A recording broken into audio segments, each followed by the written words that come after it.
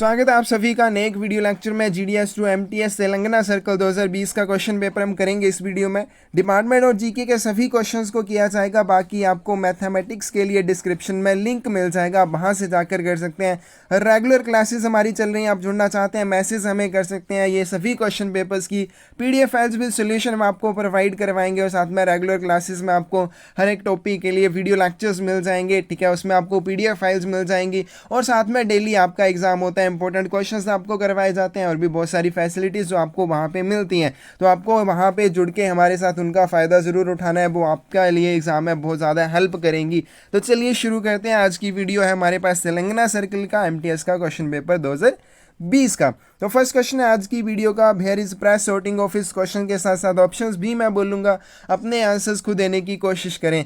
तो press sorting office कहाँ पे सिचुएटेड होता है, प्रेस छंटाई कार्यालय जो होता है कहाँ पे स्थित होता है। ऑप्शंस आपके पास ट्रांजिट मेल ऑफिस, परिवहन डाक कार्यालय में, मास मेलिंग सेंटर में, परमिसेस ऑफ द न्यूज़पेपर या फिर आरएमएस सेक्शन में। प्रेस सॉर्टिंग ऑफिस आपका परमिसेस ऑफ द न्यूज़पेपर यानी कि जहाँ पे आपका न्यूज़पेपर छपता है वहीं के प्रांगण में आपका जो प्रेस सॉर्टिंग ऑफिस सिचुएटेड होता है। तो यहाँ पे आपकी सी ऑप्शन सही हो जाएगी।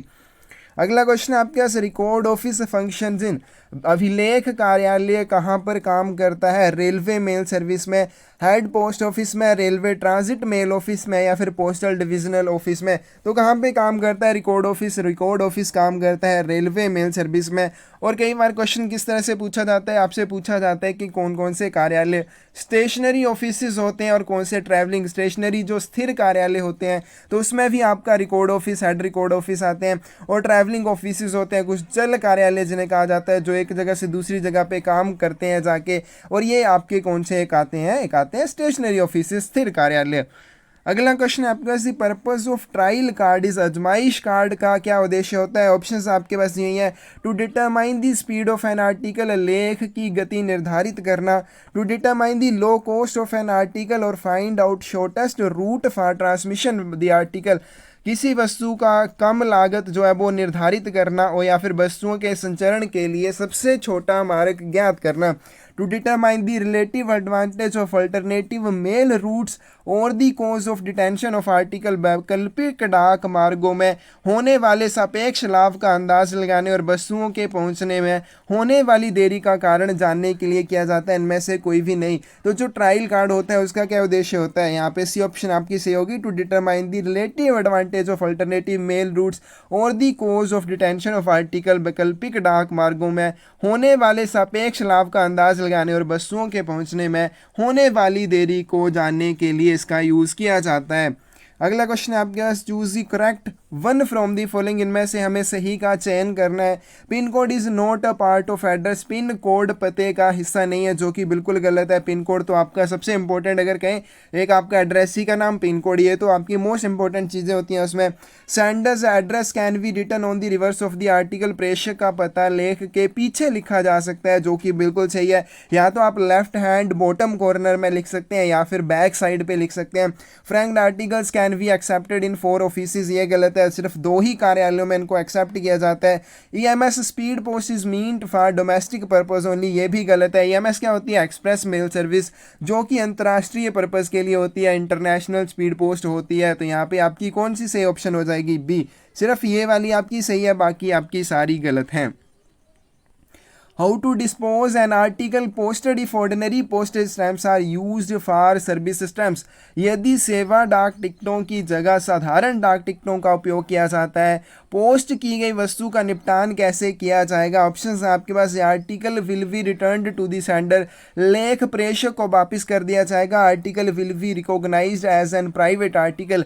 लेख को निजी लेख के रूप में मान्यता दी जाएगी। Article will be recognised as an official postal article. लेख को आधिकारिक डाक लेख के रूप में मान्यता दी जाएगी या फिर इनमें से कोई भी नहीं। तो इस क्वेश्चन का सही आंसर हो जाएगा आपके पास ही, मान लीजिए किसी कोई ऑफिशियल पोस्टल आर्टिकल है, उसके ऊपर सर्विस स्टैंप्स की बजाय ऑर्डिनरी स्टैंप्स लगा दी गई हैं, तब भी उसको ऑफिशियल पोस्टल आर्टिकल की तरह ट्रीट किया जाएगा। लेकिन इस चीज़ के बारे में जो आपका ऑफिस ऑफ पोस्टिंग है, यानी कि जो कार्यालय आपका लेख को पोस्ट कर रहा है, उसका जो इंचार्ज होगा वो उस कार्यालय के अधिकारी को बताएगा जहां से आर्टिकल, जिसने आर्टिकल को पोस्ट पोस्ट किया है। अब देखिए क्या हो गया, यहाँ पे 2 कार्यालय हो गए। ये वो कार्यालय है जो अधिकारी पोस्ट कर रहा है आर्टिकल को, ठीक है, ये पोस्ट ऑफिस है। और यहाँ पे दूसरा है, इसने भेजा है पोस्ट करने के लिए, इसने क्या किया, इसने सर्विस स्टैंप्स की जगह पे ऑर्डिनरी स्टैंप्स लगा दी। तो ये जो पोस्ट ऑफिस का अधिकारी होगा ये क्या करेगा, इसको बताएगा कि आपने ऐसा किया, अगली बार ऐसा ना करेंगे, आपको सर्विस स्टैंप्स लगानी चाहिए। लेकिन अगर ये वाला अधिकारी जो है ये जिद्दी निकला, इसने फिर से वैसे ही किया, तो ऐसी स्थिति में क्या किया जाएगा, हेड ऑफ सर्कल को इस चीज़ के बारे में बताया जाता है, ठीक है। इरेगुलरिटी किसके ध्यान में लाई जाती है, हेड ऑफ सर्कल के ध्यान में लाई जाती है।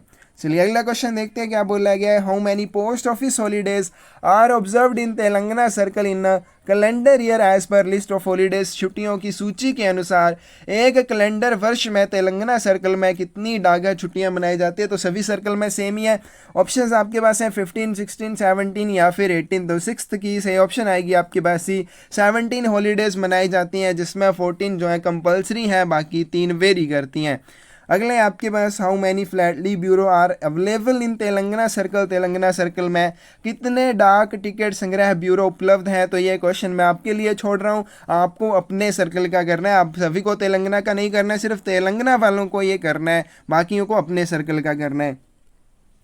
Letter boxes marked for letters only should be used for the posting of. Letter box जिनके ऊपर क्या लिखा है, केवल पत्रों के लिए ये चिन्हित किया हुआ है, उनमें क्या पोस्ट किया जा सकता है। यानी कि आपका कोई लेटर बॉक्स है, उसमें क्या लिखा हुआ है, उसके ऊपर लिखा हुआ है, उसके ऊपर मार्क किया हुआ है फॉर लेटर्स ओनली। तो उसमें आप कौन से आर्टिकल डालेंगे, अपनी मर्जी से नहीं डाल सकते हैं, कुछ एक लेखों को ही डाल सकते हैं। यहाँ में वो बताने हैं कौन से हैं।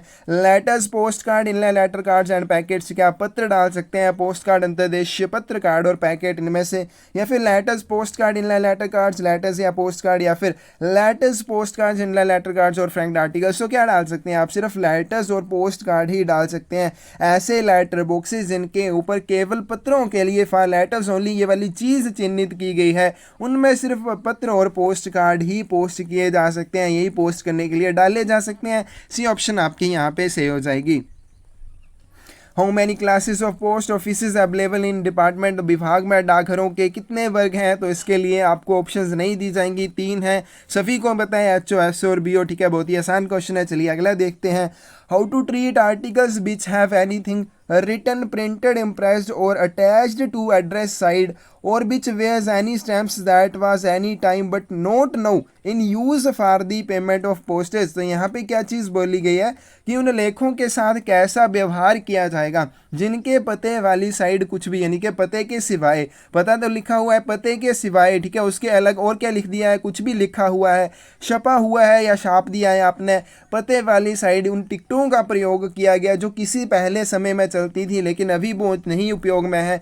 तो ऐसे आर्टिकल्स के साथ क्या व्यवहार किया जाएगा। मान लीजिए कोई आर्टिकल है, एड्रेस आपने यहाँ पे लिख दिया, एड्रेस का सेंडर का लिख लिया है, ठीक है, यहाँ पे आपने डाक टिकट चिपका दी, डाक टिकट कौन सी, जो अब उपयोग में है। इसके अलावा आपने उसके ऊपर कुछ भी लिख दिया, ठीक है, या कुछ भी चिपका दिया, या फिर इसमें क्या किया, इसकी जगह आपने ये जो डाक टिकट लगाने थे वो वाले डाक टिकटों का यूज़ किया जो पहले समय में चलते थे लेकिन अब नहीं चलते हैं। तो आर्टिकल को क्या किया जाएगा, to be send to RMS railway mail service को भेजा जाएगा, to be send to return letter office RLO को भेजा जाएगा, रिटर्न टू सेंडर, या फिर to be send to head of circle. तो इस क्वेश्चन का सही आंसर हो जाएगा आपके पास रिटर्न टू सेंडर। ऐसे लेखों को सेंडर को वापस लौटा दिया जाएगा, प्रेषक को लौटा दिया जाएगा। सी ऑप्शन आपकी सही हो जाएगी। अगला क्वेश्चन आपके पास, बता the dimensions of a post card. Post card के आयाम क्या होते हैं। ऑप्शंस आपके पास 12/7 सेंटीमीटर, 13/8 सेंटीमीटर, 14/9 सेंटीमीटर, 15/10 सेंटीमीटर। तो 11th की सही ऑप्शन आपके पास आएगी सी 14/9 सेंटीमीटर, ठीक है, 14/9 सेंटीमीटर होने चाहिए। लंबाई आपकी 14 सेंटीमीटर हो सकती है और जो चौड़ाई है वो 9 सेंटीमीटर होनी चाहिए। सी ऑप्शन आपकी सही हो जाएगी। The weight of domestic book packet shall not exceed. घरेलू बुक पैकेट का वजन कितने से अधिक नहीं होना चाहिए, 2 kg, 3 kg, 1 या फिर 5 kg। तो इस क्वेश्चन का सही आंसर आएगा आपके पास डी, ठीक है, 5 kg से अधिक नहीं होना चाहिए। नॉर्मल बोला गया, लेकिन अगर सैम्पल और पैटर्न पैकेट बोला होता तब कितना हो जाना था, 2 किलोग्राम हो जाना था। ब्लाइंड लिटरेचर पैकेट बोला होता तब कितना हो जाना था, 7 kg हो जाना था। लेकिन यहाँ पे नॉर्मल आपका बुक पैकेट बोला है, इसके साथ कुछ भी नहीं बोला है, तो इसका वजन कितना हो जाएगा, 5 kg हो जाएगा। Insured articles can be booked at branch post offices up to the maximum value of rupees। शाखा डाकघरों में वस्तुओं का किस अधिकतम सीमा तक बीमा किया जा सकता है। तो यहाँ पे एक इंपॉर्टेंट क्वेश्चन क्या बनता है, यहाँ पे पूछा जाता है जो क्वेश्चन की कौन कौन से डाकघरों में वस्तुओं का बीमा किया जा सकता है। ध्यान रखना एचओ हो, एसओ हो या फिर बीओ हो, इनमें से कोई भी हो आप इनमें इंश्योरेंस करवा सकते हैं आर्टिकल्स की, लेकिन जो बीओ की लिमिट है वो कम है। कितनी है वो हमें बताना है, 500, 600, 7 या फिर 350 रुपीज़। क्वेश्चन का सही आंसर बी हो जाएगा, ठीक है। 600 रुपीज़ मैक्सिमम आप इसकी इंश्योरेंस करवा सकते हैं बीओ में। अगला क्वेश्चन है आपके पास, for how many years government will contribute in Atal pension Yojana. Atal pension योजना में भारत सरकार कितने वर्षों के लिए योगदान करती है। 3 साल, 4 साल, 5 या फिर 6 साल। तो कितने वर्षों के लिए करती है, 5 सालों के लिए करती है। सी ऑप्शन आपकी यहाँ पे सही हो जाएगी। अगला क्वेश्चन है, बता the registration charges in national pension scheme. राष्ट्रीय पेंशन योजना में पंजीकरण शुल्क क्या है। आपको यहाँ पे पंजीकरण करवाना है, रजिस्ट्रेशन करवानी है एनपीएस में, तो कितने आपसे चार्जेस लिए जाएंगे। 100 रुपीज़, 150, 200 या फिर 250 रुपीज़। क्वेश्चन का सही आंसर हो जाएगा आपके पास सी, 200 रुपये आपसे लिए जाएंगे, 200 रुपीज़ आपसे लिए जाएंगे। The weight of an air bag और air transit bag should not exceed, एक जो एयर बैग होता है या फिर एयर ट्रांजिट बैग, ठीक है, एयर टीवी का मतलब एयर ट्रांजिट बैग, उसका वजन कितने से अधिक नहीं होना चाहिए। 20 kg, 25, 30 या फिर 35 kg। तो इस क्वेश्चन का सही आंसर आएगा आपके पास ही, ठीक है, 30 kg से ज़्यादा नहीं होना चाहिए। आपसे पूछा जाए ईएमएस का वजन कितना हो सकता है, आपकी क्या एक्सप्रेस मेल सर्विस होती है जो इंटरनेशनल स्पीड पोस्ट होती है, तो इसका वजन 35 kg। और ध्यान रखना एयर बैग और एयर ट्रांजिट बैग का सिर्फ 30 किलोग्राम है, स्पीड पोस्ट 35 kg है। अगला क्वेश्चन आपके पास, collection of faced unregistered articles of the letter mail securely tied with the check slip at the top is called. पत्र डाक के गैर रजिस्ट्री वस्तुओं के उस समूह को जिसमें पते वाले भाग को ऊपर की ओर रखा गया हो और जिसे जांच पर्ची लगाकर अच्छी तरह से बांधा गया हो, उसे क्या कहा जाएगा। ऑप्शन है आपके पास, check slip bundle, letter mail bundle, faced unregistered articles bundle या फिर लेवल्ड बंडल। इस क्वेश्चन का सही आंसर आएगा आपके पास डी, लेवल्ड बंडल। लेवल लगा बंडल इसे कहा जाता है, ठीक है। पत्र डाक की गैर रजिस्ट्रीय वस्तुओं का समूह, इसमें क्या है, एक आपके आर्टिकल्स का समूह होता है जिसमें पते वाले भाग जो उनको ऊपर की ओर रखा जाता है, ताकि जितने भी पते वाले भाग हैं आर्टिकल्स को इस तरह से रखेंगे पते वाले भाग सभी ऊपर की ओर आ जाएं। फिर उसके ऊपर एक जांच पर्ची लगाई जाती है, चेक स्लिप लगाई जाती है और उसको बांध दिया जाता है। उसको क्या कहते हैं, आपका लेवल्ड बंडल कहा जाता है। अगला क्वेश्चन आपके पास, but a sub office situated in a town और its suburbs where there is also a head office is termed. किसी शहर या उसके उपनगरों में स्थित एक उप डाक घर को क्या कहा जाता है, जहां पर एक प्रधान डाक घर भी हो। ऑप्शंस आपके पास, अर्बन सब ऑफिस, शहरी उप डाकघर कहा जाएगा, सेमी टाउन सब ऑफिस कहा जाएगा, टाउन सब ऑफिस कहा जाएगा, नगर उप डाकघर कहा जाएगा या फिर सेमी रूरल सब ऑफिस, अर्ध ग्रामीण उप डाकघर कहा जाएगा। तो उसको क्या कहा जाता है, टाउन सब ऑफिस कहा जाता है, ठीक है। ऐसा सब ऑफिस जो ऐसी जगह पे, ऐसे नगर में स्थित है जहां पे क्या है, आपका प्रधान डाकघर भी है, तो उस उप डाकघर को उस नगर का क्या कहा जाता है, टाउन सब ऑफिस कहा जाता है। चलिए अगला क्वेश्चन है आपके पास, but would we call the documents received और dispatched by a set of transit section और mail offices as well as abstracts and other documents prepared by it by network. किसी परिवहन अनुभाग के एक सेट या डाक कार्यालय को प्राप्त होने वाले या उसके द्वारा भेजे जाने वाले दस्तावेजों को तथा उन संक्षिप्त विवरण और दस्तावेजों को भी जो उसके द्वारा काम करते समय तैयार किए जाते हैं, उनको क्या कहा जाता है, work documents, work papers, work abstracts या फिर डेली एब्स्ट्रैक्ट्स कहा जाता है। तो इस क्वेश्चन का सही आंसर आएगा आपके पास, उनको वर्क पेपर कहा जाता है, कार्यपत्र कहा जाएगा। किनको कहा जाएगा, जो आपका कोई भी मान लीजिए परिवहन अनुभाग है, उसका कोई सेट है या फिर डाक कार्यालय है, उसको जब वे काम कर रहे हैं ड्यूटी के दौरान, उनको जो भी आपके दस्तावेज या डॉक्यूमेंट्स जो भी प्राप्त होते हैं या भेजे जाते हैं या उनके द्वारा जो भी तैयार किए जाते हैं, उनको क्या कहा जाता है, कार्यपत्र कहा जाता है। अगला क्वेश्चन है आपके, Telangana postal circle was found on. Telangana postal circle का गठन कब हुआ, आंसर मैं बता दूंगा, लेकिन आपको अपने सर्कल का करना है, सभी को तेलंगाना का नहीं करना है, ये सिर्फ तेलंगाना वालों के लिए है। 20th की ऑप्शन जो सही आएगी, 1/7/2016 को इसकी स्थापना हुई, ठीक है, इसका गठन हुआ, बाकियों को अपने सर्कल का देख लेना है। अगला क्वेश्चन आपके पास postage stamps should be affixed to a letter packet etcetera, किसी पत्र या पैकेट पर डाक टिकट कहाँ पर चिपकाने चाहिए? Anywhere on the address side, पते वाली किसी भी साइड चिपका सकते हैं। अगला है आपके पास left hand top corner of the address side, पते वाली साइड बाएं हाथ के ऊपरी कोने में, right hand top corner of address side या फिर पते वाली साइड दाएं हाथ के ऊपरी कोने में या फिर एडजेसेंट टू दी एड्रेस, पते के पास तो कहाँ चिपकाए जाते हैं? ये मान लीजिए आपका लेटर या पैकेट है, यहाँ पे एड्रेस लिखा हुआ है एड्रेसी का। अब आपने डाक टिकट कहाँ पे चिपकाने? आपने यहाँ पे चिपकाने हैं। कौन सी जगह पे? Right hand top corner of address side, पते वाली साइड में आपको दाएं हाथ के ऊपरी कोने में चिपकाने हैं। तो इस क्वेश्चन का सही आंसर क्या आ जाएगा आपके पास? सी, ठीक है, right hand top corner of the address side, पते वाली साइड दाएं हाथ के ऊपरी कोने में आपको ये चिपकाना है। अगला है आपके पास revenue stamps are issued under the authority of राजस्व, टिकट किसके अधिकार के तहत जारी किए जाते हैं? और देखिए एक पोस्टेज स्टैंप्स होती हैं जिनको जारी करता है डाकघर, लेकिन किसके अंडर करता है? Under the authority of government of India. लेकिन इशू कौन कर रहा है? इशू यहाँ पे डाकघर ही कर रहा है। लेकिन राजस्व टिकटों का ऐसा नहीं है, इनको सिर्फ पोस्ट ऑफिस वाले बेचते हैं। इनको इशू करने का अधिकार किसके पास है? Department of post, state government, central government या फिर सिक्योरिटी प्रिंटिंग प्रेस। तो ये किसके पास है? सेंट्रल गवर्नमेंट के पास है, केंद्रीय सरकार के पास है, ठीक है। केंद्रीय सरकार इनको जारी करती है, पोस्ट ऑफिस इनको बेचता है। सी ऑप्शन आपकी सही हो जाएगी।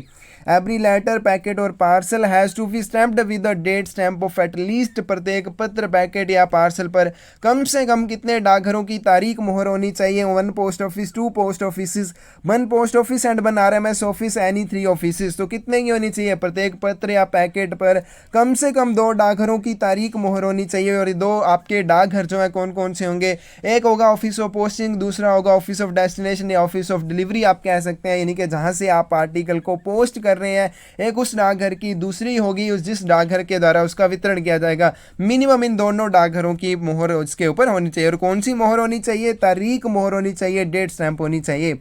अगला है आपके पास value payable articles and money orders will not be booked to the address of, मूल्य दे लेख और मनी ऑर्डर किसके पते पर बुक नहीं किए जाएंगे? अर्बन BOC का, director general postal service office, army post office या फिर इनमें से कोई भी नहीं। तो आर्मी पोस्ट ऑफिस के एड्रेस पर VP आर्टिकल्स और मनी ऑर्डर्स को बुक नहीं किया जा सकता है।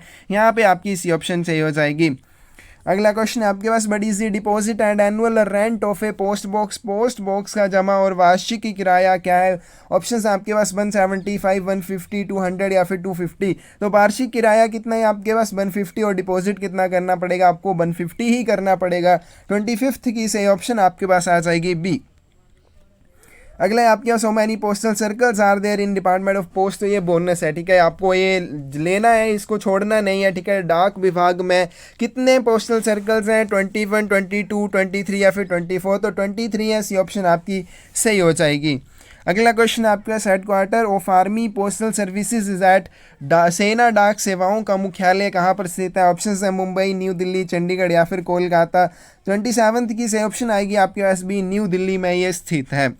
अगला क्वेश्चन आपके पास यहाँ पे, registered newspaper is published eight intervals of not more than, पंजीकृत समाचार पत्रों को अधिक से अधिक कितने अंतराल पर प्रकाशित किया जाना चाहिए? 14 डेज, 35 डेज, 31 डेज या फिर 30 डेज। तो 31 दिनों के अंतराल पर बड़ी संख्या में प्रकाशित किया जाना चाहिए। सी ऑप्शन आपकी सही हो जाएगी। अगला है आपके पास, minimum and maximum age for obtaining 10 years rural PLI Gram Priya policy, 10 वर्षीय ग्राम प्रिया RPLI पॉलिसी लेने के लिए अधिकतम और न्यूनतम राशि क्या है? 18 and 50, ठीक है, मिनिमम 18 साल, मैक्सिमम 50 वर्ष, 19 and 40 years, 20 and 45 years, 21 and 50 years। इस क्वेश्चन के साथ साथ जितनी भी आपकी PLI RPLI पॉलिसीज हैं टोटल 12 हैं। किसको सुमंगल कहते हैं, किसको ग्राम प्रिया कहते हैं, सुरक्षा, संतोष, जो भी है, चिल्ड्रन पॉलिसी किसको कहते हैं, वो सभी पता होनी चाहिए आपको। वो बार बार पूछे जाते हैं एग्जाम में। उसके बाद मिनिमम और मैक्सिमम एज कितनी है। बाकी आपके सम एश्योर्ड तो लगभग सेम है, आपके RPLI के लिए सेम है, PLI के लिए अलग से सेम है, तो उसको इतना ज़्यादा आपको टेंशन लेने की ज़रूरत नहीं है। लेकिन आपको ये अच्छे से करना है कौन सी पॉलिसी को क्या कहा जाता है। जैसे यहाँ पे पूछा गया है जो 10 वर्षीय रूरल PLI है या फिर ग्राम प्रिया जिसे कहते हैं, इसमें आपकी एज पूछी गई है। लेकिन कई बार पूछ लिया जाता है 10 वर्षीय रूरल PLI को क्या कहा जाता है, ग्राम प्रिया कहा जाता है। तो इस तरह से आपको इनके नाम पता होने चाहिए। इस क्वेश्चन का सही आंसर होगा आपके पास सी, ठीक है। मिनिमम आपकी 20 ईयर्स होनी चाहिए और मैक्सिमम 45 ईयर्स हो सकती है। अगला है आपके पास minors can open a saving bank account if their age is above. वयस्क कितने से अधिक आयु होने पर डाकघर बचत बैंक खाता खोल सकते हैं? 9 वर्ष, 10 वर्ष, 11 या फिर 12 वर्ष। तो इस क्वेश्चन का सही आंसर आएगा आपके पास भी 10 वर्ष से अधिक का कोई भी माइनर है, कोई भी अभ्यस्क है, वो अपना अकाउंट पोस्ट ऑफिस में खुलवा सकता है। ठीक है, 18 साल के बाद नहीं, लेकिन 10 वर्ष के बाद खुलवा सकता है। ये इंपॉर्टेंट पॉइंट है, यहाँ पे ध्यान रखने योग्य बात है। चलिए यहाँ पे डिपार्टमेंट वाला खत्म हो जाता है, अब जीके वाले क्वेश्चन आते हैं। फर्स्ट क्वेश्चन है आपके पास जीके का, which of the following place has never got the vertical rays of the sun? निम्न में से किस स्थान पर सूर्य की सीधी किरणें कभी नहीं पड़ती हैं? ऑप्शंस हैं आपके पास मुंबई, श्रीनगर, चेन्नई या फिर हैदराबाद। क्वेश्चन का सही आंसर होगा बी, श्रीनगर पर कभी नहीं पड़ेंगी। अगले आपके पास मनरेगा is implemented by which of the following? मनरेगा निम्न में से किसके द्वारा कार्यान्वित किया जाता है? Gram Panchayat, district collector, state legislative या फिर गवर्नर? तो ग्राम पंचायत के द्वारा इसको कार्यान्वित किया जाता है। इस क्वेश्चन का सही आंसर आएगा आपके पास से Mohandas Karamchand Gandhi was called as Mahatma by. Mohandas Karamchand Gandhi को किसके द्वारा महात्मा कहा गया था? बाल गंगाधर तिलक, मोतीलाल नेहरू, उसके बाद आपका जवाहरलाल नेहरू या फिर रविंद्रनाथ टैगोर? तो सबसे पहले किसने कहा था? रविंद्रनाथ टैगोर ने कहा था। डी ऑप्शन आपकी सही हो जाएगी। और गुरुदेव किसकी उपाधि है? वो रविंद्रनाथ टैगोर की है। ठीक है, उनको रविंद्रनाथ टैगोर को क्या कहा जाता है? गुरुदेव की उपाधि दी गई है। अगला है आपके पास the final power to decide whether a particular bill is a money bill और not is vested with the following? कोई विशेष विधेयक धन विधेयक है या नहीं, यह तय करने की अंतिम शक्ति निम्न में से किसके साथ निहित होती है? Prime minister of India, vice president of India, speaker of Lok Sabha या फिर चेयरमैन नीति आयोग? तो इस क्वेश्चन का सही आंसर आएगा आपके पास सी। ठीक है, स्पीकर ऑफ लोकसभा, जो लोकसभा अध्यक्ष होता है, उसके पास अंतिम शक्ति होती है ये निर्णय लेने की कोई विधेयक जो है वो धन विधेयक होगा या नहीं। तो यहाँ पे सी ऑप्शन आपकी सही हो जाएगी। अगला क्वेश्चन आपके पास, for how many times a person can become president of India? एक व्यक्ति कितनी बार भारत का राष्ट्रपति बन सकता है? 1 बार, 2 बार, 3 बार या फिर कोई भी लिमिट नहीं है। तो आपके पास सुनहरा मौका है, जितनी मर्जी बार चाहे आप प्रेसिडेंट बन सकते हैं। डी ऑप्शन आपकी सही हो जाएगी। चलिए अगला क्वेश्चन देखते हैं। आपके पास ये हम छोड़ रहे हैं। ठीक है, तेलंगाना राज्य मुझे दिख रहा है यहाँ पे कि क्षेत्रफल के हिसाब से सबसे बड़े तत्कालीन जिले का नाम क्या है, ये देख लेना तेलंगाना वाले। तो इसमें इंपॉर्टेंट क्या है, जैसे आपका जो भी सर्कल है, ठीक है, हिमाचल है, पंजाब है, हरियाणा है, उत्तर प्रदेश, जो भी है आपका सर्कल, आपके सर्कल के रिलेटेड जो भी इंपॉर्टेंट, अगर कोई नदी है, आपका राज्य पक्षी है, राज्य पशु है, ठीक है, कोई भी इंपॉर्टेंट और चीज़ है, कोई उद्यान है, तो वो पूछ लिए जाते हैं, वो आपको पता होने चाहिए। चलिए अगले आपके पास, world consumer rights days celebrated every year on? विश्व उपभोक्ता अधिकार दिवस प्रति वर्ष कब मनाया जाता है? 11 मार्च, 16 मार्च, 15 या फिर 14 अप्रैल को? तो 37th की सही ऑप्शन आएगी आपके पास ही। 15 मार्च को हर साल आपका विश्व उपभोक्ता अधिकार दिवस मनाया जाता है। अगला है आपके पास, which of the following is not a classical dance of India? इनमें से कौन सा भारत का शास्त्रीय नृत्य नहीं है? कथक, सरिया, मणिपुरी या फिर भांगड़ा? तो कौन सा नहीं है यहाँ पे? इस क्वेश्चन का सही आंसर आगे आएगा आपके पास डी, भांगड़ा जो है क्लासिकल डांस नहीं है। ठीक है, फेमस डांस तो है किसका? पंजाब का, लेकिन ये क्लासिकल नहीं है। अगला है आपके पास, at which place all India Muslim League was started in 1906? 1906 में किस स्थान पर अखिल भारतीय मुस्लिम लीग की स्थापना हुई थी? लाहौर, कराची, ढाका या फिर कोलकाता? तो यहाँ पे इस क्वेश्चन का सही आंसर आएगा आपके पास ढाका में हुई थी 1906 में। और लास्ट क्वेश्चन है आज की वीडियो का, which of the following principles is the essential principle of utilitarian school of ethics? निम्न में से कौन सा सिद्धांत नैतिकता के उपयोगितावादी स्कूल का आवश्यक सिद्धांत है? Greatest health of principal, greatest happiness of principal, greatest wealth of principal या फिर ग्रेटेस्ट रिस्पेक्ट ऑफ प्रिंसिपल? इस क्वेश्चन का सही आंसर आएगा आपके पास greatest happiness of the principal. भी ऑप्शन आपकी सही हो जाएगी।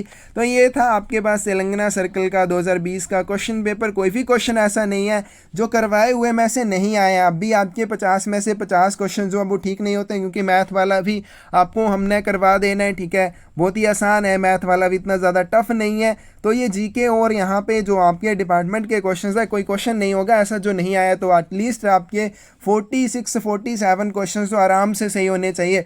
और साथ में रेगुलर क्लासेस जो चल रही हैं, आप उनका ज़रूर फ़ायदा उठा सकते हैं। मैसेज हमें कर सकते हैं। इन सभी क्वेश्चन पेपर्स की PDF फाइल्स हम आपको देंगे। ठीक है, और बाकी PDF फाइल्स आपके हर एक टॉपिक के लिए आपको मिल जाएंगे। वीडियो लेक्चर्स दिए जाएंगे, अच्छे से एक्सप्लेनेशन, आपको हर एक चीज़ समझाई जाएगी, आप भूलेंगे नहीं। और साथ में डेली आपका एग्जाम लिया जाता है, जो आपकी तैयारी को और भी बेहतर करता है, आपको कॉन्फिडेंस कॉन्फिडेंस देता है। और इसी तरह से एमटीएस के 40 क्वेश्चन पेपर हम कर रहे हैं, तो 40 क्वेश्चन पेपर आप करके जाते हैं तो कॉन्फिडेंस आपका एक बहुत अच्छा ही लेवल के ऊपर हो जाता है। ठीक है, आपने अगर लड़ाई लड़नी है, आपने एक लड़ाई लड़नी है, आप 40 लड़ाइयाँ पहले लड़ चुके हैं, तो आपको पता है वो लड़ाई आपके लिए बहुत ज़्यादा इतनी ज़्यादा टफ नहीं होने वाली, लेकिन पहली लड़ाई लड़ने में डर तो लगता है। इसलिए ये सारे क्वेश्चन पेपर्स अच्छे से करके जाना सोल्व आपको बहुत ज़्यादा हेल्प करेंगे। ठीक है, कैसे आपको कौन से पार्ट में दिक्कत है, कौन से पार्ट में आप कमज़ोर हैं, वो आपको पता चलेगा, आप अपने यहाँ पे इसको सही कर सकते हैं। तो ठीक है फ्रेंड्स, आप ज़रूर हमारे साथ जुड़ सकते हैं।